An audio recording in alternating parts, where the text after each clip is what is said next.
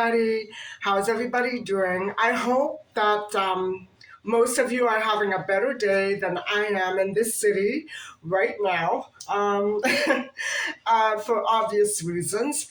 And so while my potatoes are boiling and while my oven is preheating, I thought I would take the time out to talk to you a little bit about another type of diet that has been very controversial, and that would be the fruitarian diet. And so the reason why it is controversial is because that it has been claimed that it doesn't have the appropriate or adequate proteins and vitamins necessary for childhood development, first of all, and secondary, it doesn't have protein. It just doesn't have protein. It lacks vitamin B12. It lacks calcium, and so it's just not. It's been argued that it's not a healthy diet, and it is controversial. And so, what I want to point out, first of all, is that it is indeed healthy to eat fruits. Fruits have many good benefits. They are loaded with potassium, and they have beautiful juices. And they do, some of them have been argued that they do have protein. We'll get into that a little bit later. I don't want to make this into a very complex debate or anything. I just want to present some of the facts as they have been presented to me. And I have to say that I've never tried the fruitarian diet, but I do get cravings to have fruit from time to time throughout the day. And usually, believe it or not, at this time of year, because it has been at this time of year that my family and I would go abroad, to our home abroad, which was in the tropics. And as soon as we got there and unpacked, we would head to the grocery store across the street and buy all kinds of exotic fruits like coconuts and avocados, mangoes, melons, pineapple, grapefruit, oranges, bananas, tangerines, which were this big. You name it, we had it. They have such luscious food abroad. And also many others that we couldn't get here were also available there. And so I always get these cravings for food at this time of year. Isn't that weird? Some habits are just so hard to break, aren't they? And so I thought I would first go over some of the negative aspects of a fruitarian diet. And the schools are split right down the middle. Some claim that it is a perfectly healthy way for a child to develop, and some claim that it isn't. And so it's just basically it all boils down to culture, experience. And you know what? With fruitarian diets and fruitarians, it's all a matter of implementation and trial and error, because being that fruits do lack the essential vitamins necessary for a human body to ward off disease and illnesses, it doesn't make sense to just eat fruit and nothing else. I don't understand why some people, I don't know. We'll get right into it, okay? I do love fruit, and they do have wonderful benefits. However, a fruitarian diet does increase the risk of nutritional deficiencies. And it can lead to stomach issues, because all that fruit with nothing else is very hard to process after a certain length of years, time, whatever. And so fruits do lack vitamin B12, calcium, they lack iron, they lack zinc, they lack omega-3 fats and very good cholesterol, and they lack protein. Now, like I said, people are arguing that certain fruits do have protein. So hang on. And my idea is that if you have a predisposition um, to inherit a genetic condition, say with a stomach issue or colonitis or something like that, maybe a fruitarian diet is going to be too harsh. You have to decide for yourself. You know what I'm saying? You have to decide for yourself, and you have to know where to draw the line.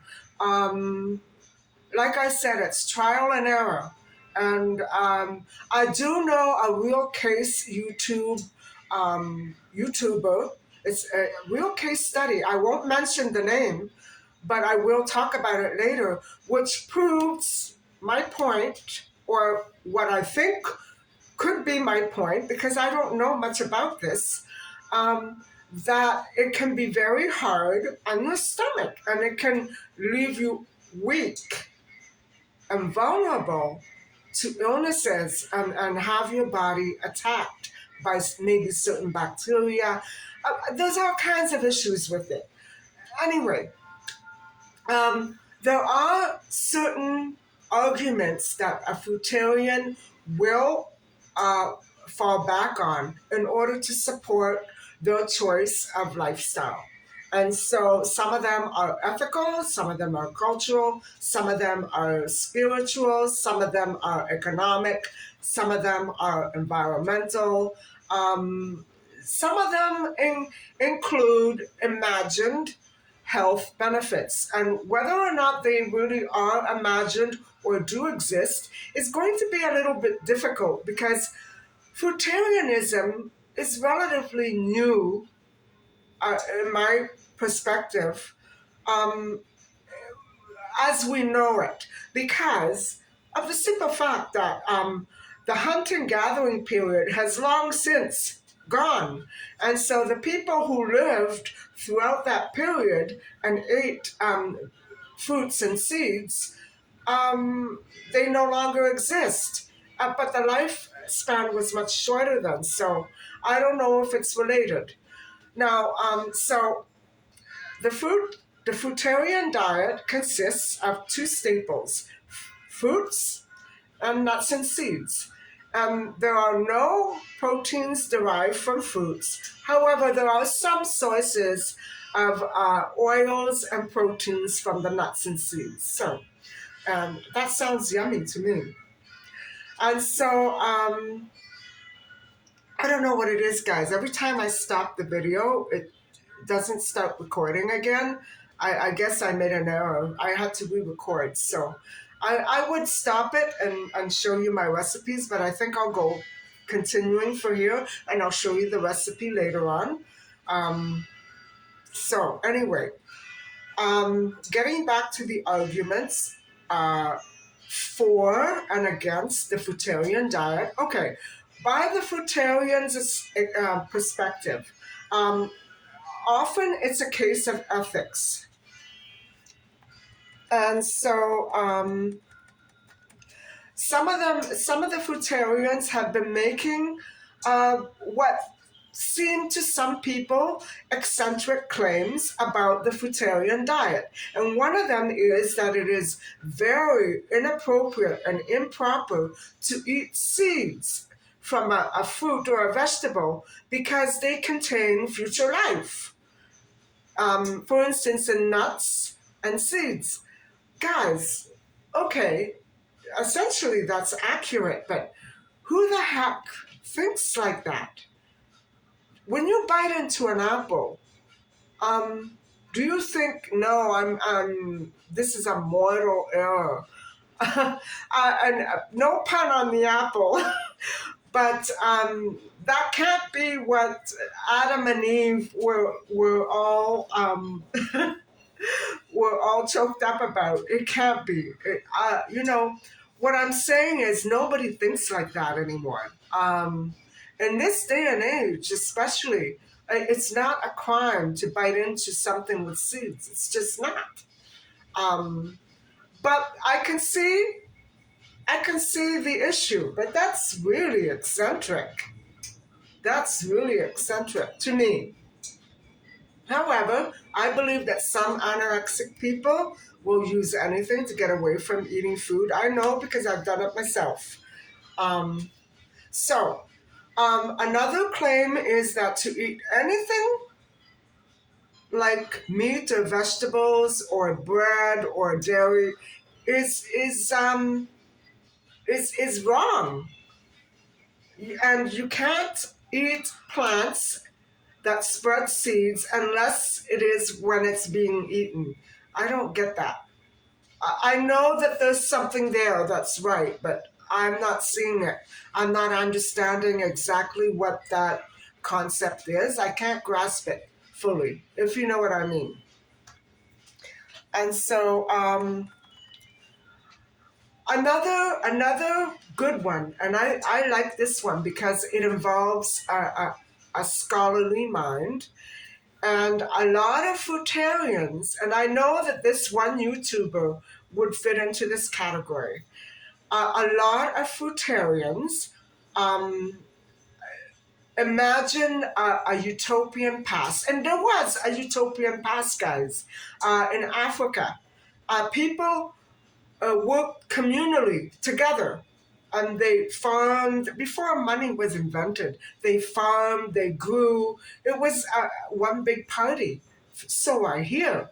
I've heard about that utopian past. Sure, it did exist, and but here's the unreality, guys. And I don't care what anybody says.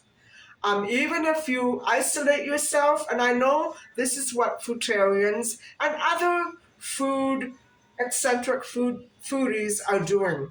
They're socially isolating and physically isolating in order to relive this utopian past. Wow, that sounds amazing and great, but not real. How can you be happy doing that? Uh, Sensing that it's not a reality for anybody else.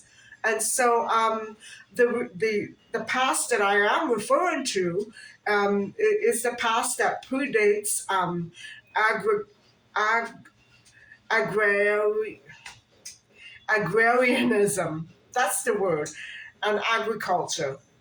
It goes back to hunting, gathering, and so that was a great time. But it was also a very hard time, and people didn't survive well. People got sick. People died young. That's the reality. And why? Because all these nuts and fruits and hard leaves inside the gut had to have created a big, severe problem. Can you imagine the pain? I feel bad for people who had to live like that and didn't want to.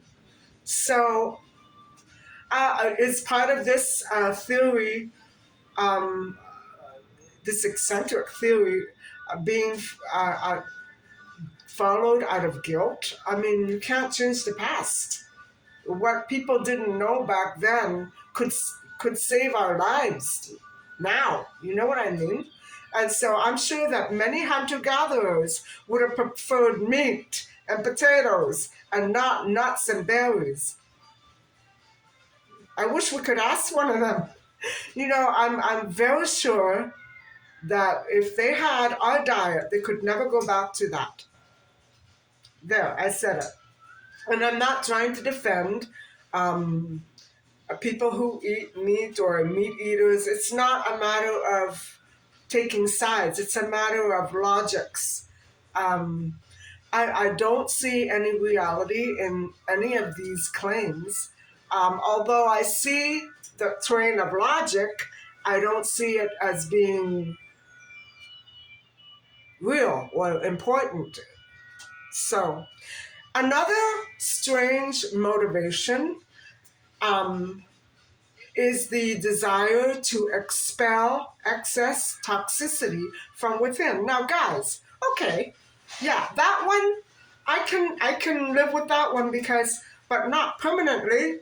Do you think I could do a lemonade cleanse for the rest of my life? I would die. It did my stomach and my skin and my body some good, but I would die. I would eventually get very sick. You can't do that. Um, it's a good temporary measure. And I'm thinking specifically of the lemonade diet, but I know that there are many other fruit cleanses that are wonderful, or vegetable cleanses. They're great. But you can't live like that. That would be what an anorexic would try to pull on you. You can't live like that. You'll die. So, some of us will not eat animal plants, and animals, plants, and proteins because of the concept of violence. So that is the central issue. That is the biggest and most plausible. I really understand these last two that I'm mentioning. I understand these ones. Although it doesn't change the reality that fruits do not contain protein. It doesn't change that. Maybe some nuts do.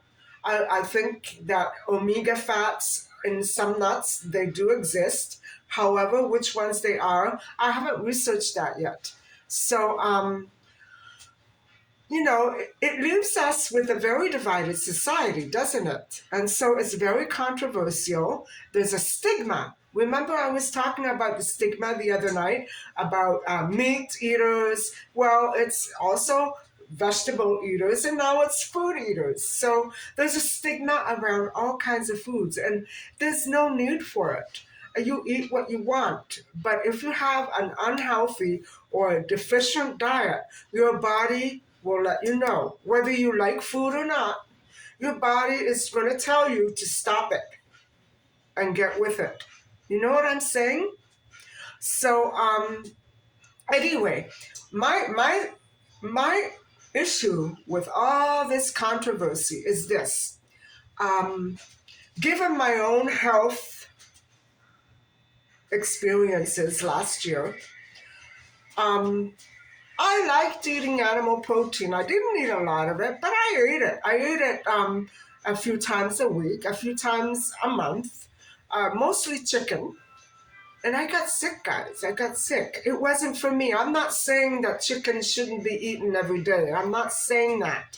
I'm saying I think the fat in it, it wasn't right for me. For what I had in my stomach, all that bacteria at that time, it was adding to it. You know what I'm saying? And I'm glad I got off protein when I did. I finally got off protein in September.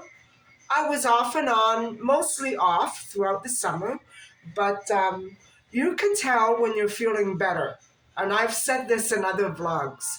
I feel much better when I'm not eating meat. I don't know what it is. I almost wish that I could feel better when I eat meat. I'm one of these people who don't. You know what I'm saying? Not only that, but when I do eat meat, it just does things to my pores and my muscles, my body. I don't know. I can't get with it when I eat meat. So it's not fair to push this stigma of meat eating and food eating and vegetable eating onto other people who don't care. Because let's face it, guys, in this day and age, and with our very, very high food standard qualities, food quality standards, we don't need this crap. You go to the store, it's not going to be toxic unless it's been mistakenly put there and left there for a week. It's not going to be toxic. Usually, the food that you buy in a grocery or a butcher, at the butcher, is fresh. You know what I'm saying? So don't push.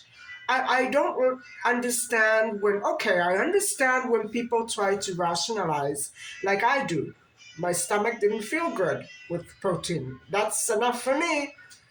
But I sure people should eat what they want, what makes them feel good, what makes them feel comfortable. But to say that to eat a steak is violent, okay, I can't bear the thought of you know those sweet little cows, and then I eat a steak, and it does a number on me. And that's all media. That's all. That's what's been done to us in school, you know, and everywhere. That's what's been done to us in society. I think it's time to stand your ground, pick a side. There shouldn't be a side, but find out what makes you feel good, feel healthy, and be healthy, and stick with it. You know what I'm saying? Um, don't eat something, in other words, don't eat something that you don't like just because there's a stigma. Screw the stigma.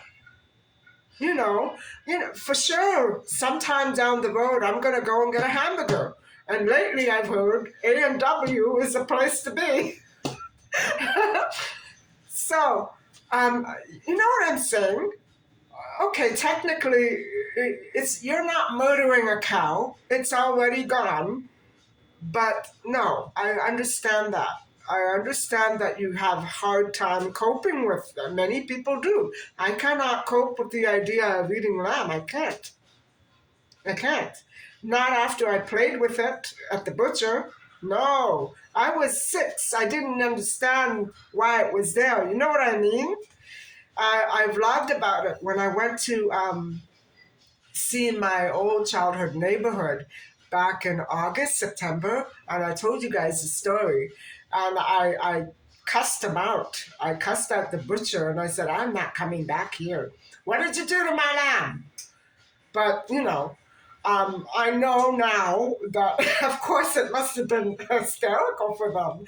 But that I was not even 6 years old, and I had already formed that concept. My mother didn't do that to me. My father didn't do that to me. You know what did it to me?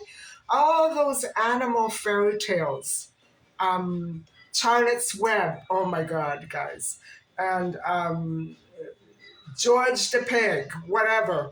I can't begin to tell you how many childhood fairy tales I had with talking animals, and I fell in love with them. I wasn't going to eat them. Okay, I did a few times, but still, that's where it comes from, guys.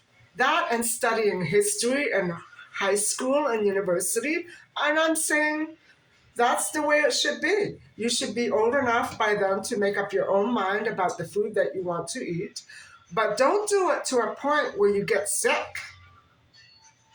I know that most people who are watching my channel are of a mature age, a mature enough age that they know what they want to eat and they go after it. They've already developed their bodies and they've made up their minds, and that's what I'm saying. You did it by yourselves. Don't let the media or um, study books or library books do the deciding for you.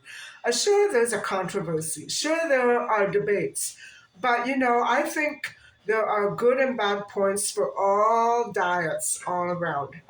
So, and I'm going to say it one more time in this video. Moderation is the key to good health. What exactly that formula is, we're still trying to work on it, aren't we? Especially me. That's why I did another video on what I eat in a day, just to let you know how I've changed my things up a bit, because I'm learning something new every day.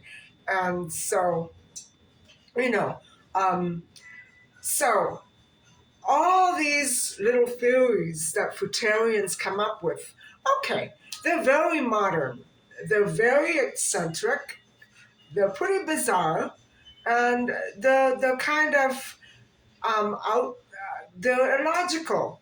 They're taken out of context. You're taking something so out of context. I know there's a life of plants and they die if you eat the seeds, but that's why you grow more.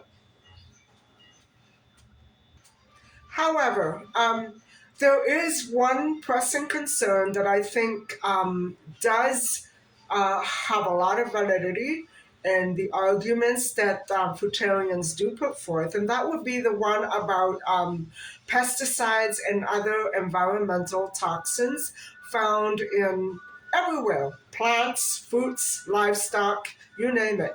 That, guys, to me is a very, very valid claim.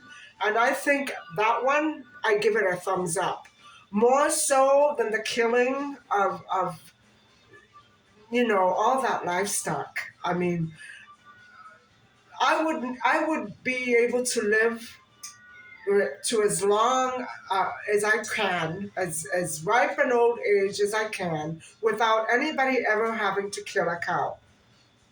Unless I eat a hamburger, you know what I mean?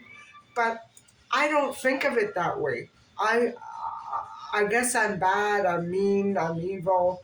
But when I want a hamburger, I don't think of the cow. I think of the mustard, the pickles, the relish, the cheese, and all the other things that comes with fries, Coke. You know what I'm saying? Um, I have to save up for that. My calories, you know what I mean?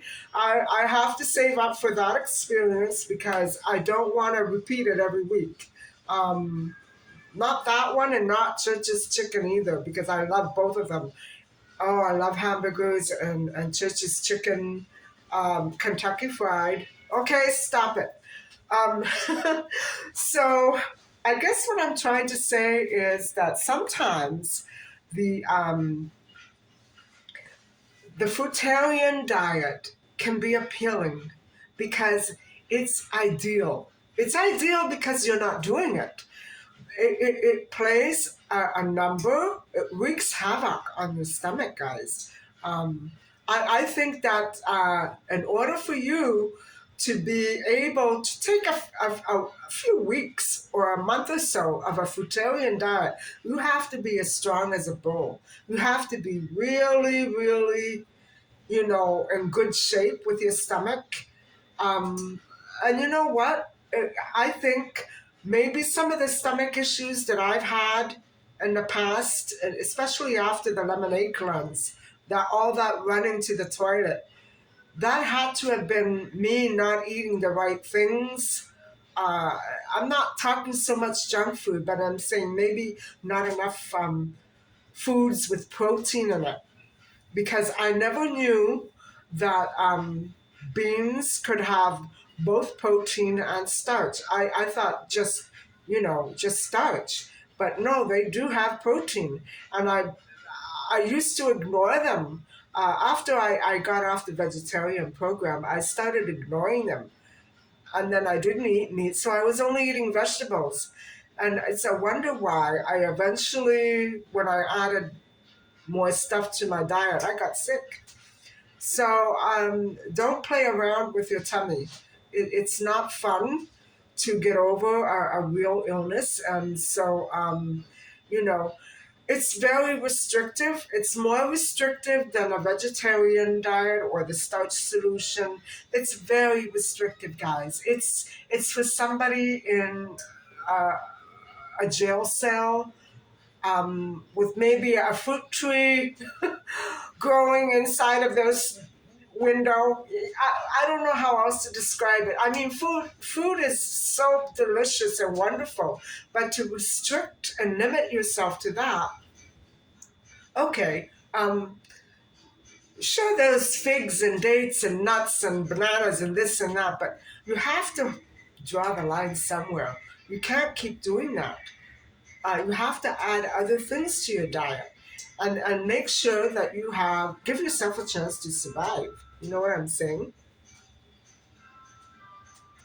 And so, as for the dangers, um, a fruitarian diet is just not nutritional. It does provide some nutrition, but very little, and it's not enough to stave off illnesses and diseases.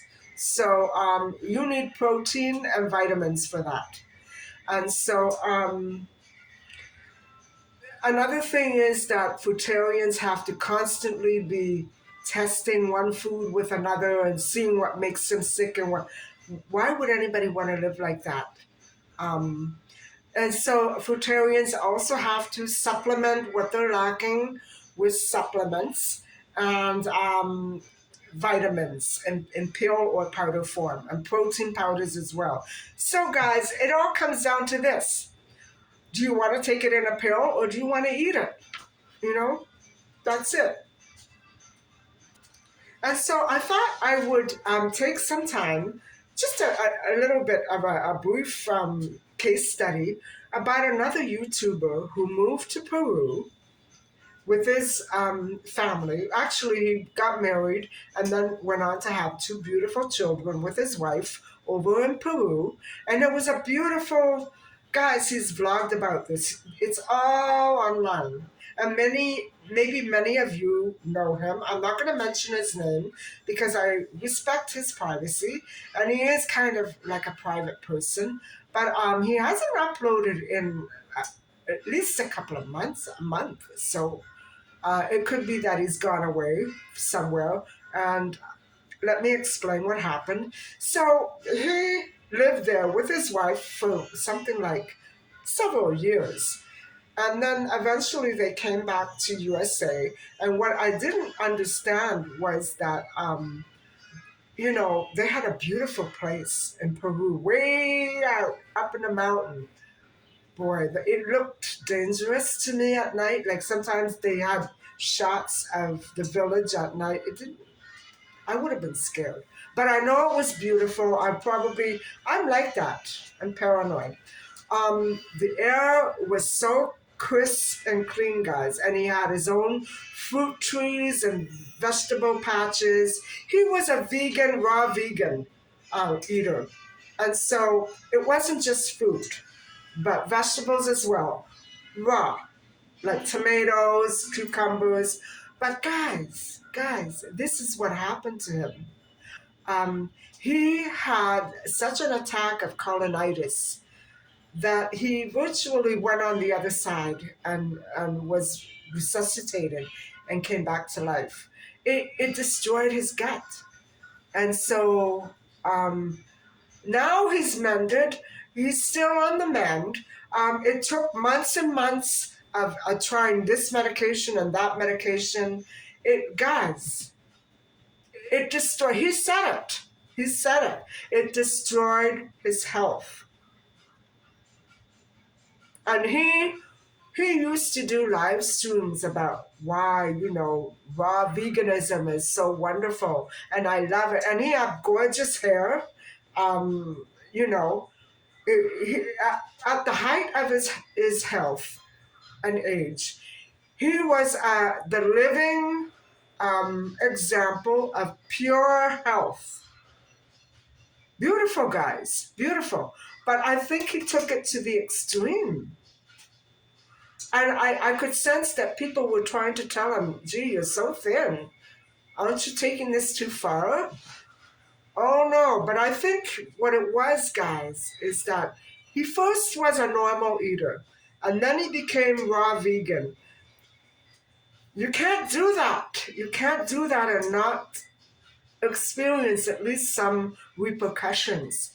And he had colonitis so terribly that it took a team of doctors to really get together and figure out, what to do with this young man who was essentially on his deathbed. And he went down to something like 70 or 80 pounds. Guys, don't mess around with foods and diets. Stick with the good stuff. You know what I'm saying?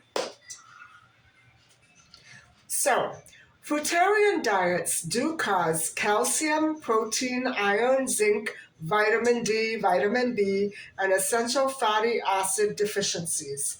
And so, although fruit does provide carbohydrates, fruit has very, very little protein.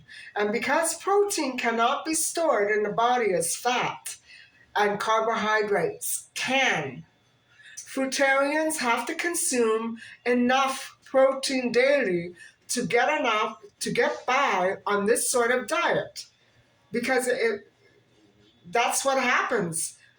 You just can't, either you die of this, either you get very ill with the stomach issues, or you catch something else so easily you become weak.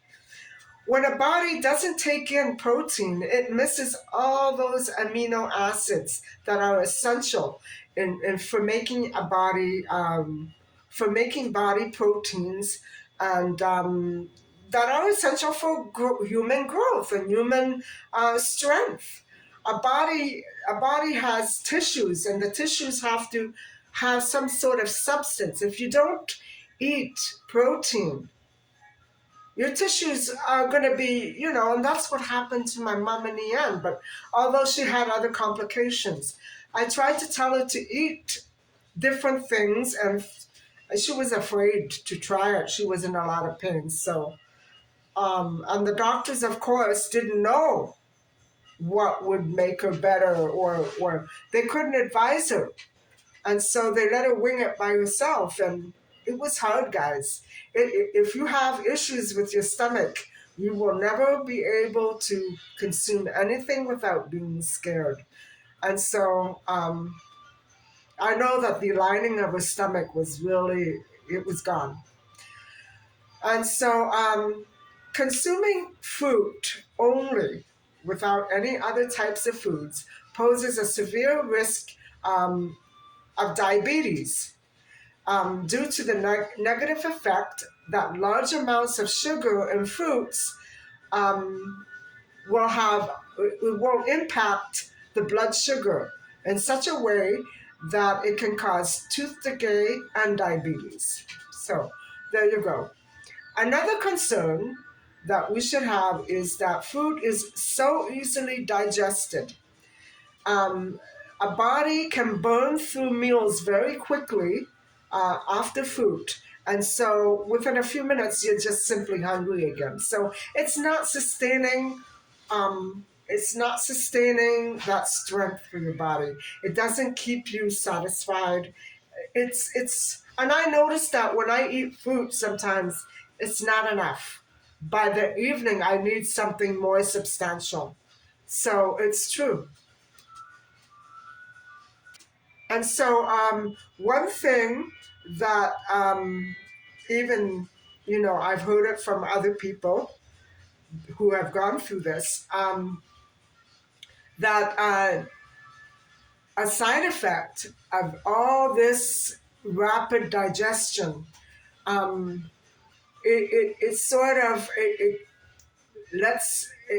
forces a body to eliminate waste much more rapidly and more often. And that's a bummer.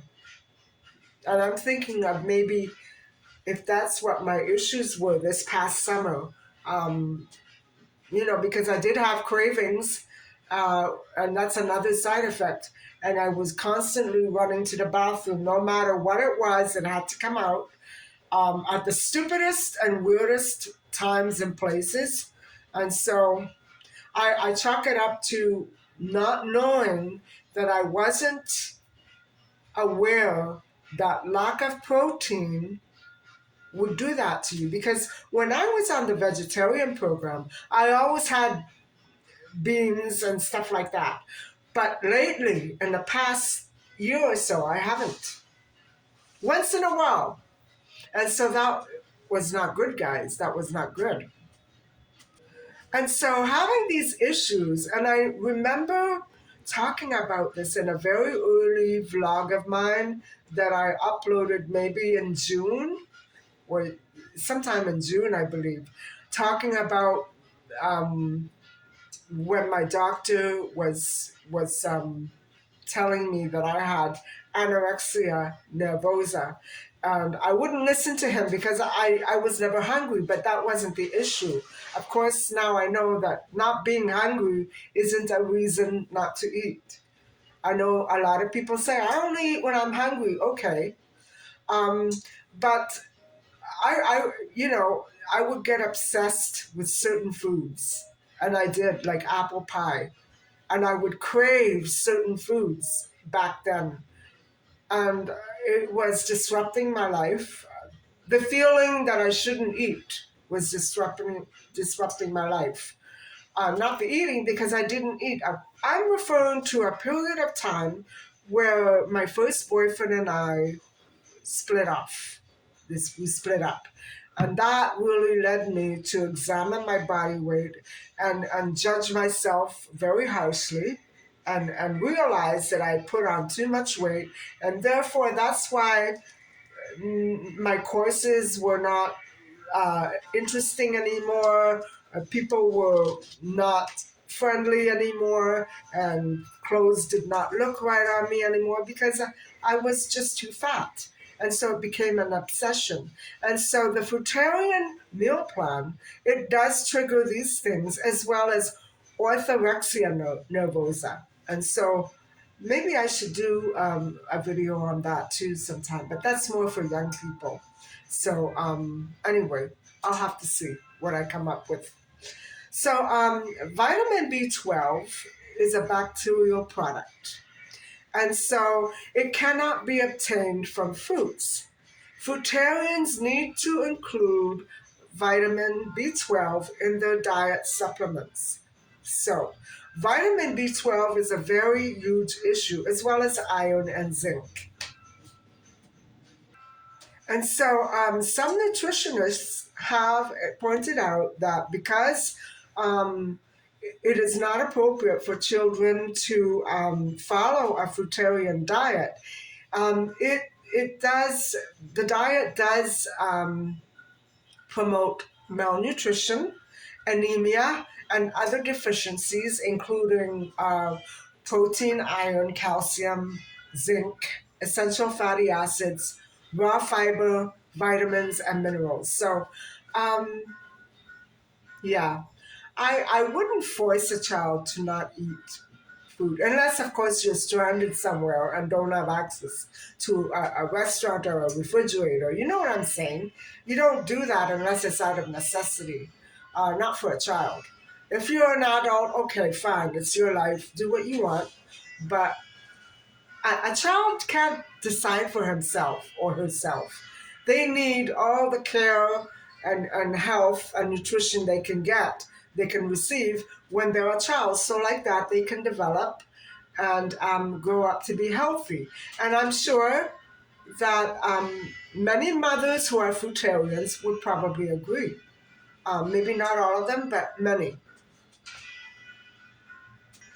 And so, despite all the debate about fruits not containing protein or enough protein, I'm going to give you the other side of the debate, not in debate form, but in a list form, that absolutely claim, these lists claim that these fruits do carry a sufficient amount of protein.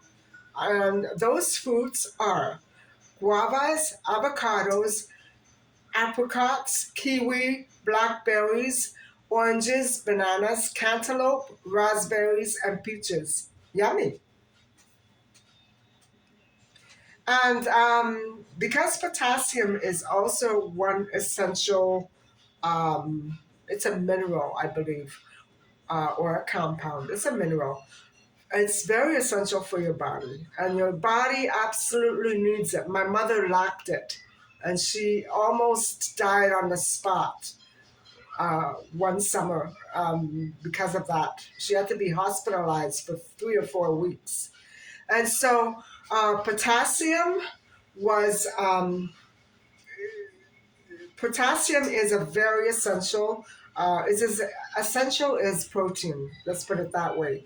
And so fruits that do carry potassium are almost. It's almost like the list I just read. Guavas, avocado, kiwi, bananas, apricots, pomegranate, cantaloupe, honeydew, cherries, lychees, oranges, tangerines, grapefruit, nectarines, mangoes, mulberries, persimmons, papaya, plums, strawberries, and blackberries. And now I have a craving for fruit. So I think this is the end of the discussion for today. I've given you some positives, mostly negatives. I've asked some questions because I still don't know a lot of the answers to, what's more beneficial, a regular meat eating diet or a fruitarian diet or a vegetarian diet. I don't know. I don't know. I do believe, however, that fruits do not carry enough essential ingredients to sustain a healthy strength. You know what I'm saying? So, anyway, I'm not going to end the vlog yet, but I'm going to give you a quick peek at what I'm going to make. And then after I pop it in the oven, we'll say our goodbyes.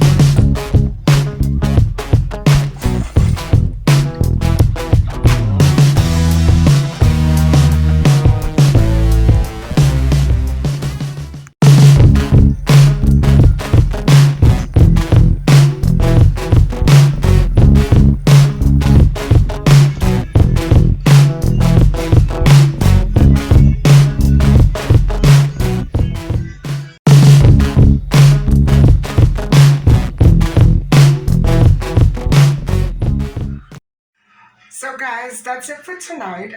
The potatoes and eggplants are still cooking, and I hope that you've enjoyed this vlog and learned maybe a little something about the topic. And thank you, everybody. Thank you so much for watching. I love it when you comment, and more than ever, I love it when you subscribe. So please do not forget to like and subscribe. Bye for now.